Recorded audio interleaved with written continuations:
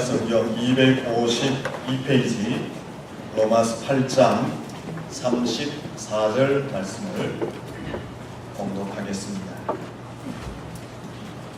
누가 정죄하려 죽으실 뿐 아니라 다시 살아나신 이는 그리스도 예수시니 그는 하나님 우편에 계신 자요 우리를 위하여 간구하시는 자신이라. 아멘. 할렐루야. 아멘. 기자로 인사하겠습니다. 잘 되고 있습니다. 더 잘 될 것입니다. 한번 더 인사합니다. 당신은 하나님 나라 백성입니다. 한번 더 인사할까요? 예수님 안에서 평생한 삶을 사시길 바랍니다.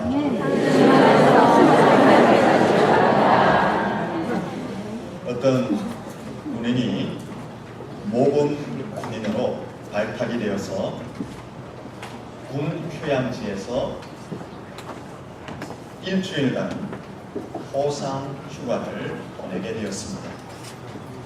그 휴양지에 가보니까 다른 부대에서 온 군인들도 참 많이 있었습니다. 아주 좋은 시설에서 훈련도 안 받고 점호도 안 받고 자기가 하고 싶은 대로 온갖 것을 하면서 멋진 휴가를 보낼 수가 있었습니다. 그런데 식사 때가 되면은 왠지 주눅이 들고 기가 죽는 것입니다. 왜냐하면 자기는 밥만 먹고 겨우 자판기 커피 한 잔 마실 정도의 여유를 가지고 있는데 다른 군인들을 보니까 식당 저 한편에 차려놓은 과일, 음료수, 빵 혹은 고급 음식들을 맛있게 먹고 있는 것입니다. 이 모범 군인도 한편에 있는 그 고급 음식들을 먹고 싶었지만 돈이 없으니까 어떻게 내가 저것을 먹을 수 있을까 하는 그 마음의 주눅 또 기가 죽어 있었던 것입니다.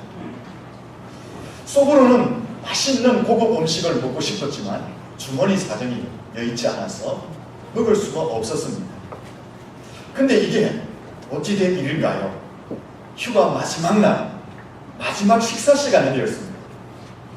그래서 그 마음에 이까지 휴가 왔는데 내가 있는 돈을 다 틀어서라도 저 맛있는 음식을 한번 먹고 가야 되겠다 마음에 작정을 하고 옆에 있는 다른 군인에게 물었습니다. 저 음식은 돈을 얼마나 주면 먹을 수가 있습니까? 뭐라고요? 아니 저 음식, 저 테이블에 따로 차려진 고급 음식들은 돈을 얼마나 줘야지 먹을 수 있느냐 말입니다. 뭐라고요? 저거 공짜인데요? 아니 그것도 몰랐습니까? 저 고급 음식들은 모범 군인들을 위해서 국방부에서 특별히 위로하고 격려하기 위해서 준비한 누구나 그냥 먹을 수 있는 공짜로 차려진 것입니다. 이 말을 들은 그 군인이 얼마나 황당했던지 얼마나 미칠 것 같았던지 얼마나 자기가 바보스러웠던지 얼마나 자기의 어리석음이 부끄러웠던지 얼마나 먹지 못했던 것이 후회스러웠던지 가슴을 쳤다라고 합니다. 그러나 후회에도 이미 뭡니까? 때는 늦어리 되고 말았습니다. 마음껏 공짜로 누릴 수 있는 것을 몰라서 누리지 못했으니까 얼마나 황당하고 얼마나 바보스럽고 얼마나 후회스러웠겠습니까? 많은 성도들도 이 군인처럼 예수님 안에서 마땅히 누릴 수 있는 풍성함을 누리지 못한 채 살아가는 신앙생활하는 성도들이 참 많이 있습니다. 예수님 안에는 하늘의 신령한 것과 땅의 기름진 것으로 가득 차 있습니다. 예수님 안에는 기쁨과 평안과 행복과 축복이 가득 차 있습니다. 예수님 안에는 치료와 회복, 용기와 담대한 자유와 해방, 승리가 있는 것입니다. 하지만 이것을 누리지 못한 채 살아가는 성도들이 너무나 많다는 것입니다. 내 생각, 내 자존심, 내 감정에 치우쳐서 신앙생활 하다 보니까 예수님 안에서 누릴 수 있는 이 풍성함들을 다 놓쳐버리고 부끄럽게, 황당하게, 후회스럽게 신앙생활하는 성도들이 참 많이 있습니다. 그리고 예수님 안에서, 교회 안에서 기쁨, 평안, 행복, 축복을 누리는 것을 마치 잘못된 것인 양 생각하면서, 마치 세속화된 것인 양 치부하면서, 교회 안에서 신앙생활하면서 마치 자유와 기쁨보다는 신앙생활 자체를 눌림과 억압 속에서 신앙생활하는 성도들도 있습니다. 신앙생활 자체가 행복해야 되는데, 기뻐야 되는데 마치 신앙생활 하는 것이 숨통을 쪼우는 것처럼 답답한 가운데 신앙생활 하는 사람들이 얼마나 많은지 모릅니다.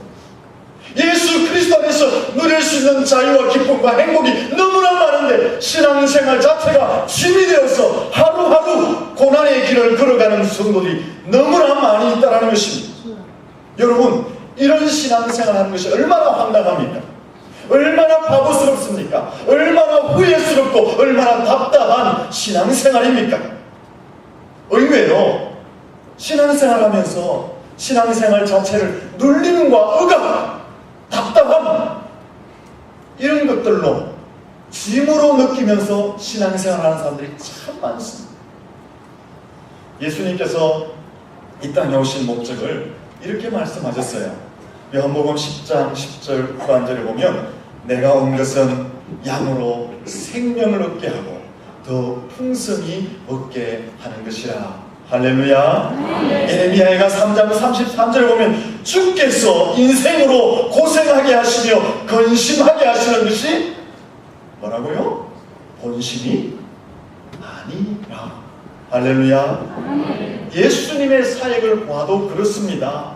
예수님의 사역을 보시면 억압, 고난, 율법적인 정죄, 눌림, 두려움, 고난, 이런 것에서 자유함을 주고 해방을 주고 평안을 주는 사역을 예수님께서 하셨습니다. 예수님께서 이 땅에 사람의 모습으로 오셔서 절대 불행, 절대 절망, 절대 멸망에 있는 사람들에게 절대 소망과 절대 영생과 절대 행복의 삶을 주는 사역을 예수님이 하셨습니다. 어둠을 물리치고 빛의 사역을 하셨습니다. 죽음을 물리치고 생명을 살리는 생명의 사역을 하셨습니다.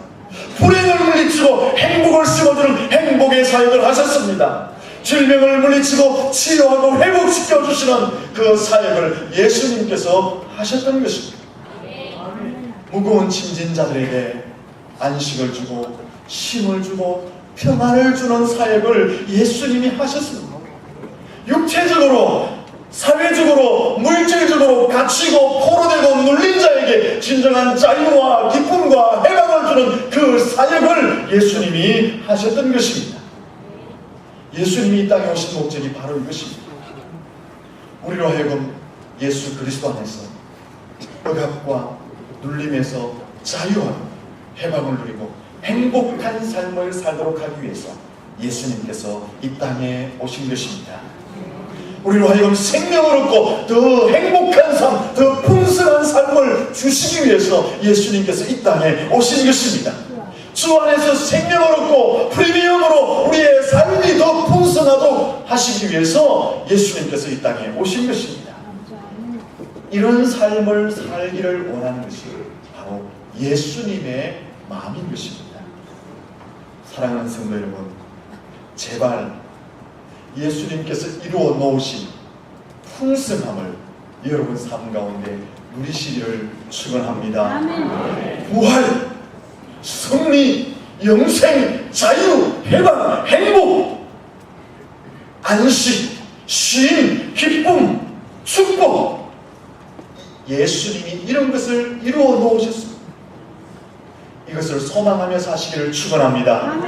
이렇게 해야지 건강하고 밝은 삶, 긍정적인 삶, 미래를 성공적으로 살아가게 됩니다. 이런 사고방식, 이런 것을 소망해야지 바른 신앙관을 가지며 예수를 즐겁게 자원함으로 섬길 수가 있게 되는 것입니다.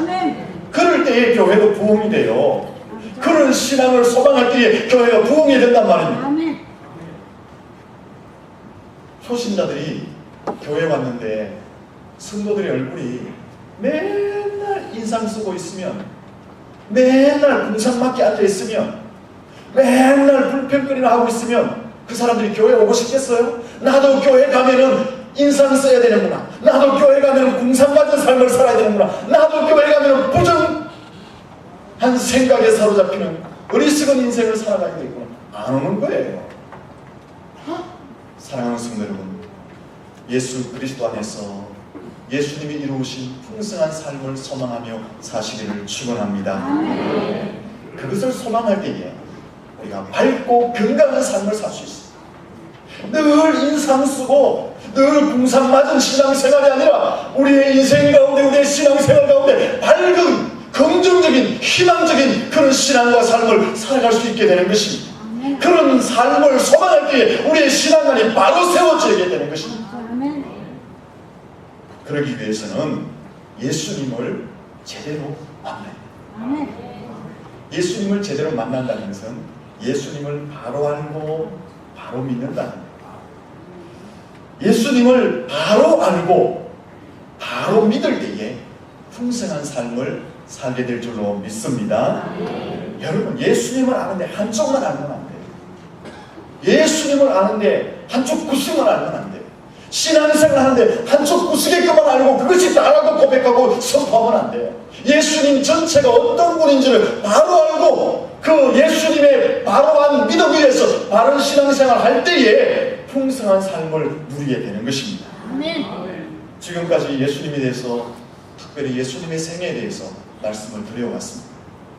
예수님의 생애는 예수님의 낮아지심과 예수님의 높아지심으로 구분한다고 했어요. 예수님의 낮아지심은 예수님께서 하나님으로서 가지신 신적 영광을 포기하고 이 땅에 사람의 몸으로 오신 것입니다.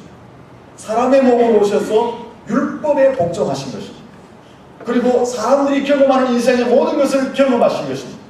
그리고 예수님이 십자가에서 고난당하시고 죽으신 것입니다. 그리고 예수님이 죽으시고 사람이 마지막으로 내려가는 단계인 무덤 땅에까지 내려가신 것, 이것이 예수님의 낮아지심, 쉽게 말하면 하나님이신 예수님이 사람의 몸으로 오신 것을 예수님의 낮아지심이라고 말합니다. 예수님의 높아지심은 무엇입니까? 예수님의 높아지심은 예수님이 다시 신적 영광을 회복하는 것을 이야기합니다. 그 첫 번째 단계가 예수님의 죽으시고 며칠 만에 부활합니까? 부활하시고 하나님 나라로 성천하시고 하나님 보좌 우편에 앉으시고, 보좌 우편에 앉아 계시다가 세상 마지막 날에 이 땅에 다시 재림하셔서 심판주가 되시는 것, 그것을 예수님의 높아지심이라고 설명을 드렸습니다. 오늘은 예수님의 높아지심 중에 이제 세 번째 설명드릴 시간입니다. 예수님의 높아지심 세 번째가 무엇입니까? 뭐라고 말씀드렸죠? 하나님 보좌의 우편에 뭡니까? 앉으심. 높아지심 첫 번째가 부활, 그 다음에 성천, 그 다음에 뭡니까? 우편에 앉으심. 예수님은 부활하신 후에 바로 성천하지 않으시고 40일 동안 세상에 더 계시면서 하나님 나라를 이야기하시고 자신의 부활체를 보여주시고 성령을 보내주시겠다고 말씀하시고 40일 이후에 하나님 나라로 성천하셨습니다. 성천하신 이후에 그러면 예수님은 어디에 계시는가 하는 것입니다. 어디에 계실까요? 하나님 보좌 우편에 앉아 계신다라고 말씀. 오늘 본문 말씀 한번 우리 같이 읽어보도록 하겠습니다. 본문 34절 말씀을 같이 읽습니다. 누가 정죄하리요? 죽으실 뿐 아니라 다시 살아나신 이는 그리스도 예수시니 그는 하나님 우편에 계신 자요 우리를 위하여 간구하시는 자신이라. 성천하신 예수님께서 어디 계신다고 합니까? 하나님 우편에 계신다.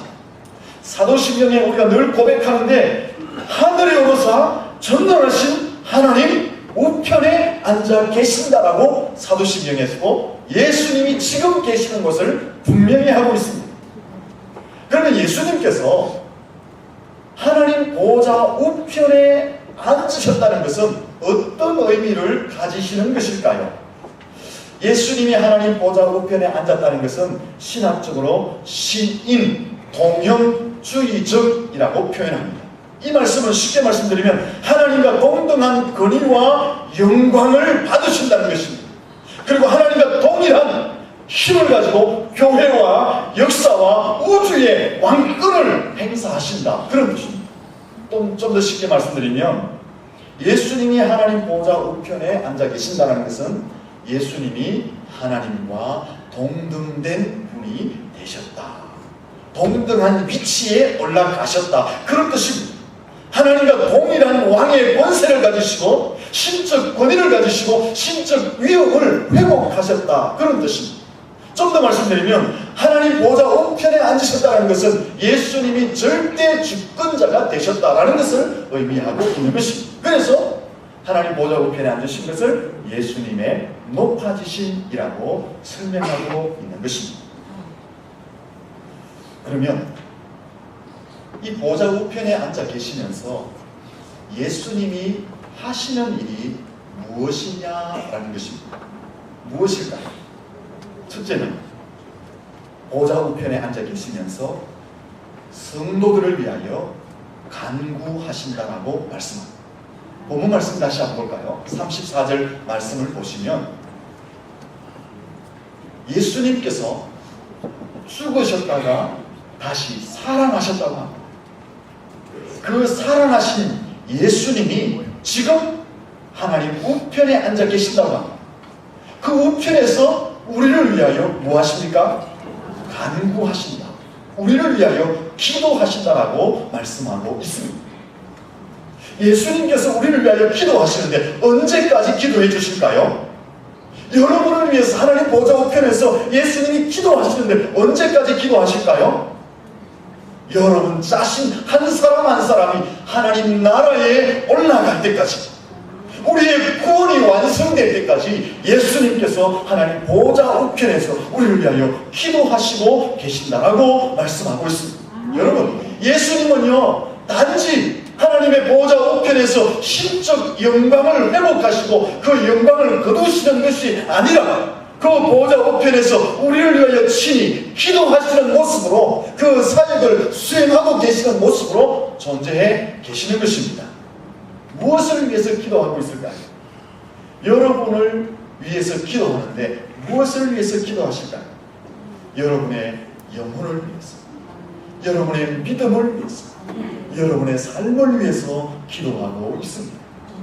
또 무엇을 위해서 기도하고 있을까요? 여러분의 기도, 여러분의 봉사, 여러분의 섬김, 여러분의 열심, 여러분의 헌신, 여러분의 충성, 여러분이 낮아져서 겸손하게 하나님을 섬기는 그 모습이 하나님 앞에 올려지도록 호소하고 있는 것입니다. 여러분의 간절한 신앙생활이 하나님 앞에 올려지도록 기도하고 있다는 것입니다. 그리고 여러분의 인생의 연약함을 위해서, 여러분의 인생의 부족함을 위해서, 여러분의 인생의 간증, 목말라함을 위해서 하나님 이것이 인생들의 부족함, 연약함, 목말라함, 갈증입니다. 하나님 보시고 채워달라고 예수님이 하나님 보좌 우편에서 중보기도하고 있는 것입니다. 그러므로 예수님이 우리를 위하여서 기도하고 계시기 때문에, 우리의 영혼을 위해서 기도하고 계시기 때문에 우리의 구원은 절대로 상실되지 않습니다. 예수님이 우리를 위하여 기도하고 있기 때문에 우리가 비록 이 세상에서 때때로 넘어지잖아요, 때때로 범죄하잖아요. 그러나 절대로 결단코 망하지 않습니다. 왜? 예수님이 나를 위해서 기도하고 계시기 때문에 그렇습니다. 예수님이 우리를 위하여 기도하고 계시기 때문에 우리의 육체의 목마름이 시원하게 될 줄로 믿습니다. 승리하게 될 줄로 믿습니다. 이 예수님이 하나님 보좌 우편에 앉으셔서 신적 영광을 회복하셨을 뿐 아니라 바로 우리를 위하여 이렇게 기도하시는 사역을 지금도 감당하고 있는 것입니다. 우리 옆 사람의 인사할까? 예수님이 당신을 위해서 기도하고 있습니다. 여러분, 든든하지 않습니까? 좀 행복하지 않습니까? 제가 목회를 하면서 제일 아쉬웠던 것이 나를 위해서 기도해주는 후원자가 많았으면 좋겠다, 그거였거든요. 근데 성경 말씀을 보니까 나를 위해서 변함없이 기도해 주시는 분이 계세요. 그분이 누구십니까? 예수. 든든한, 행복한, 무엇인지 할 수 있다는 자신감이 생기는 것입니다. 여러분의 기도의 후원자가 예수님인 줄로 믿습니다. 예수님이 지금도 하나님 보좌 우편에서 우리의 영적 갈급함과 우리의 믿음과 우리의 헌신과 우리의 육체적 갈증을 위해서 기도하고 계십니다. 두 번째로 예수님이 하나님 보좌 우편에서 하시는 일은 매우 중요한 일을 하십니다. 믿는 성도들에게 무엇을 보내어 주실까요? 성령님을 보내시는 일을 하고 계십니다. 요한복음 16장 7절에 보면은 예수님께서 제자들에게 이렇게 말씀하셨습니다. 내가 너희를 떠나가는 것이 유익하다. 내가 너희를 떠나서 하나님 나라 가야지 너희에게 보혜사를 보낼 수 있다. 그 보혜사가 무엇입니까?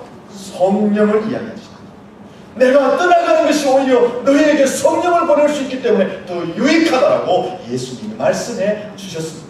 사도행전 2장 33절에 베드로가 설교하면서 이렇게 말씀했습니다. 예수님께서 자신이 약속하신 성령을 사람들에게 부어주셨다고 말씀합니다. 이것은 무엇을 이야기합니까? 예수님께서 하나님 보좌 우편에서 믿는 사람에게 성령을 부어주시는 일을 하신다는 것을 말씀하고 있는 것입니다. 예수님께서 하나님 보좌 우편에서 하시는 일이 무엇이냐? 믿는 자에게 성령을 주시는 일을 하시고 계시는 겁니다. 이 예배 시간에도 성령을 부어주실 줄로 믿습니다. 아멘. 왜 성령님이 우리에게 보내어 주실까요? 왜 예수님을 성령님을 우리에게 보내어 주실까요?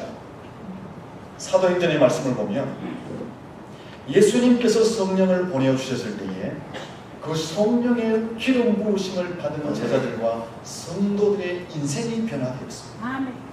그들의 신앙이 담대한 그리스도의 전인으로 바뀌어졌습니다. 그들이 교회를 세우고 세상을 변화시키는 삶을 살았습니다. 성령이 임하였을 때의 권세와 능력을 나타내며 영혼을 구원하며 하나님의 나라를 건설하는 그 일을 감당했습니다. 성령이 임할 때에 각자에게 주어진 사명을 감당하는 일을 했습니다. 성령이 주어졌을 때 어떤 고난과 환난을 이겨내고 역경을 이겨내고 행복감이 넘치는 신앙생활을 했습니다. 오늘 성도 개개인과 교회 속에도 성령이 부어질 때에 심령의 변화가 일어납니다. 아멘.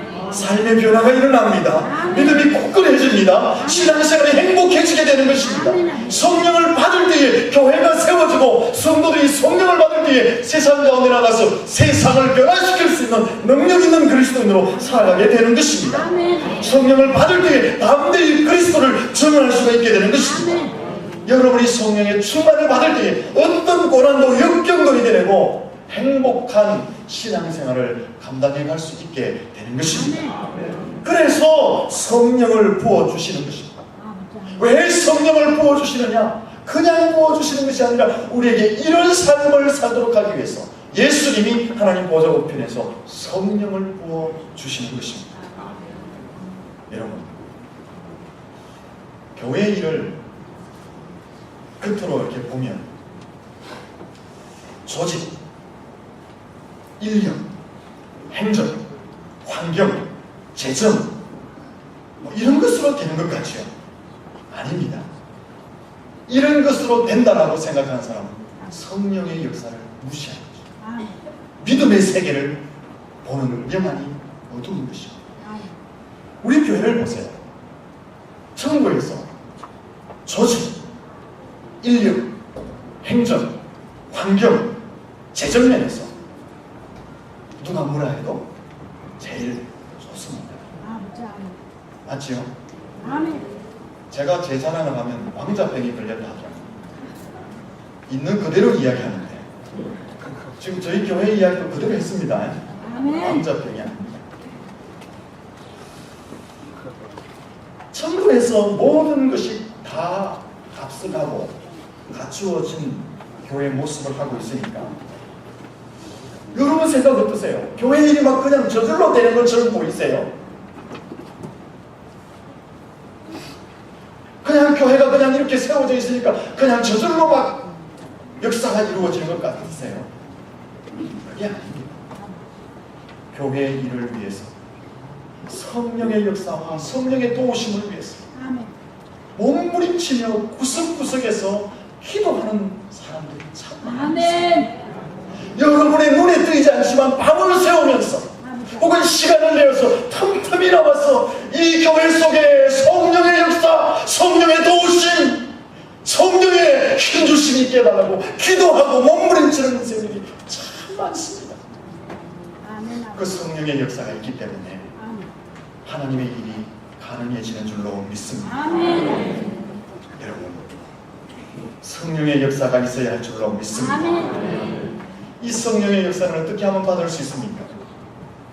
누구든지 예수님의 이름으로 간구하는 성령을 받게 될 줄로 믿습니다. 그러므로 성령을 부어달라고 기도하셔야 합니다. 그러면 성령을 보내주시겠다고 약속하신 하나님 보좌 우편에 앉아 계신 예수님께서 자기 이름으로 기도하니까 성령을 충만히 기름 부어 주실 줄로 믿습니다. 여러분, 성령 없이는 안 돼요. 여러분의 개인의 삶의 회복, 여러분의 가정의 회복, 우리 교회의 회복, 이 나라 이 민족의 회복, 성령의 역사가 없으면 안 되는 것입니다. 성령을 사모할 수 있기를 축원합니다. 셋째로 예수님께서 하나님 보좌 우편에서 하시는 일이 또 하나 있습니다. 그것은 모든 위험, 모든 사단의 공격으로부터 성도들과 교회를 보호하시고 지키시는 왕적인 일을 예수님이 하고 계십니다. 왕은 어떤 일을 하죠? 한 나라의 왕은 나라와 백성의 안전을 지키고 보호하고 행복하게 살도록 해주는 것이 왕의 역할입니다. 예수님께서 하나님 보좌 우편에서 왕의 역할을 수행한다는 것은 하나님의 나라와 교회와 성도들의 안전을 지키시고 행복을 위해서 일하신다라는 것입니다. 예수님은 하나님 보좌 우편에서 왕적인 권세만을 누리고 왕적인 영광만을 누리고 왕적인 대접만을 누리고 그 백성들의 복종만을 요구하시는 것이 아니라 교회와 그 백성들의 안전을 지켜주시고 보호하시고 행복을 위해서 지금도 사역을 하고 계시다. 그것이 예수님의 왕적 역할의 수행인 것입니다. 예수님께서 왕으로서의 역할을 감당하고 계시는 줄로 믿습니다. 이 예수님의 통치 영역, 왕적 통치 영역은 교회와 그의 백성들을 초월하여 온 세계와 온 우주에 미칩니다. 한 가정에 아버지의 통치 영역은 어디일까요? 가정의 울타리 아닙니다. 아버지가 통치할 수 있는 영역은 가정 아닙니다. 근데 아버지가 길을 가다가 여성들이 옷을 입은 것 보고 저거 지르다, 저거 짧다, 저거 좀 헐렁하다, 저거 바람이랑 통하겠나? 이렇게 하면 어떻게 될까요? 오해를 받습니다. 그러면 곤란한 일을 당하게 됩니다. 아버지의 통치 영역은 가정입니다. 근데 보통 성도들이 이렇게 생각해요. 예수님의 왕적 통치 영역은 교회 아니다. 예수님의 왕적 통치 영역은 그를 믿는 백성들 안에 있다라고만 생각합니다. 물론이지요. 예수님의 왕적 통치 영역은 교회와 성도들에게도 있습니다만 그것을 초월하여서 온 세상, 온 우주에 예수님의 통치 영역이 미치어짐을 믿을 수 있기를 축원합니다. 마태복음 28장 18절에 보면은 하늘과 땅의 권세를 가지신 분이 예수님이라고 말씀합니다. 에베소서 1장 22절에 보면은 만물을 주의 발 아래 복종케 하셨다고 합니다. 계시록 17장 14절에 보면 예수님은 만주의 주요 만왕의 왕이시라고 말씀합니다. 이런 말씀들은 결국 예수님의 왕적 통치 영역이 교회와 그의 백성들을 초월하여서 온 우주와 온 세상에 미침을 말씀하고 있는 것입니다. 사랑하는 성도님, 이 왕적 권세를 가지신 분, 세상 끝날까지 우리와 함께하는 줄로 믿습니다. 아멘. 그러므로 우리는 안전합니다. 우리는 보호를 받습니다. 우리는 승리하게 됩니다. 우리는 마침내 행복한 삶을 살게 될 줄로 믿습니다. 왜요? 하늘과 땅의 권세를 가지신 그 왕이신 예수님, 우주 만물을 다스리시는 그 왕이신 예수님이 나와 함께 하시기 때문에 그렇습니다. 여러분, 좀 어깨를 쫙 펴세요. 어깨를 쫙 펴시고 좀 당당하게 사세요. 세상을 살아갈 때에 어깨에 좀 이렇게 쭈그리고 기죽은 듯이 사지 마시고, 예수님, 왕이신 예수님, 우주 만물을 통치하시는 그 예수님, 왕이신 예수님이 나와 함께하는 어깨 쫙 펴고 좀 당당하게 사시기를 축원합니다. 사람, 사회, 조직, 환경 이런 것들에 좀 눌리지 마세요. 기죽지 마세요. 억압받지 마세요.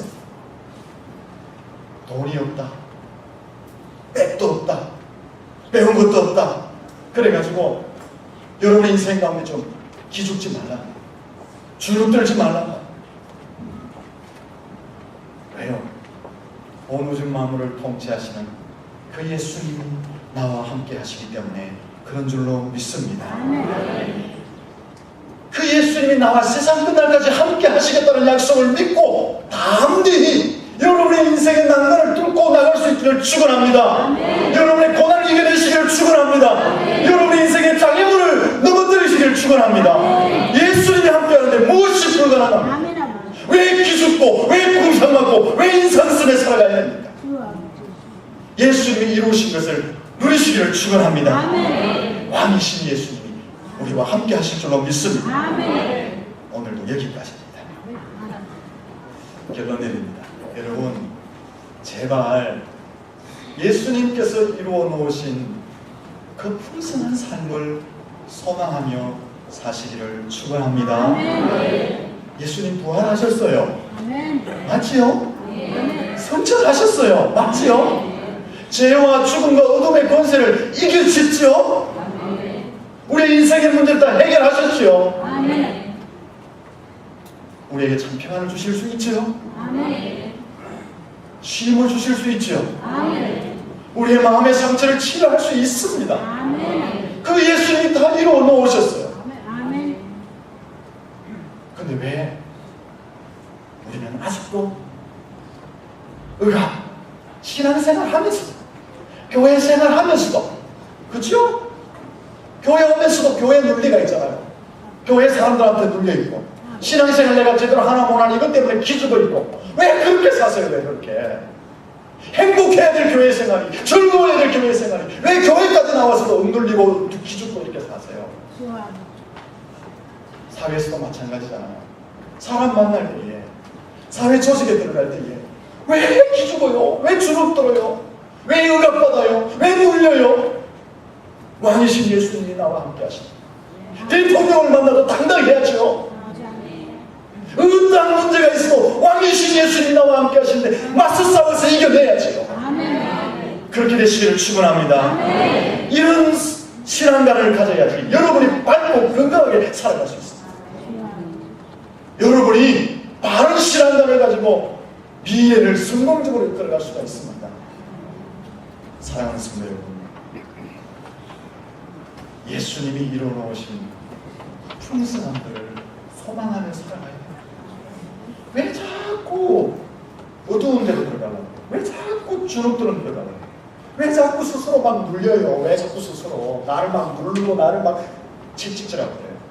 예수님 안에서 얼마나 행복한 것이나, 얼마나 기쁜 것이나, 얼마나 평안합니다. 사랑하는 성도, 왕이신 예수님이 함께 하실 줄로 믿습니다. 그 예수님 안에서 모든 삶에 자유하시고 승리하시길 예수님 이름으로 축원합니다. 기도하겠습니다. 하나님 아버지, 예수님을 이 땅에 보내시고 우리가 붙들려 있는